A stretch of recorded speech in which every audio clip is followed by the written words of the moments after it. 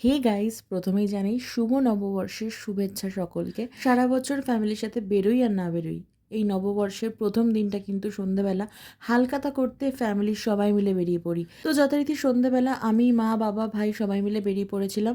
তার আগে বলো তো, আমার চশমা ছাড়া লুকটা ভালো লাগছে না চশমা পরে লুকটা ভালো লাগছে?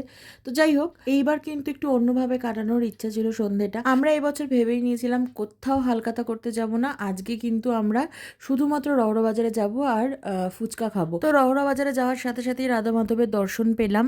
তো তোমরাও করে নাও দর্শন। আর তারপরে আমরা দাঁড়িয়ে পড়লাম ফুচকা খেতে। তো আমি কিন্তু এই কাকুর কাছেই ফুচকা খাই। তোমরা জানিও যে রওড়া বাজারে এই কাকুর কাছে তোমরা কে কে ফুচকা খাও। আর তোমরা যারা লোকেশনটা চিনতে পারছো না তাদের জন্য বলি, 78/1 বাস যেখান থেকে বেরোয় তার উল্টো দিকেই কাকু বসেন। এবার হয়তো বুঝতে পেরেছো। আমি এতটাই এখানকার ফুচকা প্রেমী যে এখানে আজকে কিন্তু আমরা লাস্ট ব্যাচ যে ফুচকা পেয়েছি, এরপর কিন্তু সবাই ফিরে গেছে, তবুও আমরা অন্য কোথাও যাইনি খেতে, এখানেই খেয়েছি। তারপর একটু চাটনি ফুচকা খেয়েছিলাম সবাই মিলে। তারপরেই হচ্ছে চলে আসলাম বাড়ির পথে। আসার সময় মাকে বলেছিলাম আমরা রিক্সা করে যাব না, চলো হেঁটে যাই। তো অনেকদিন পরে আমি আর মা হেঁটে হেঁটে আসছিলাম। রহরা বাজারে দেখতেই পাচ্ছ এখানে অনুষ্ঠান হচ্ছে।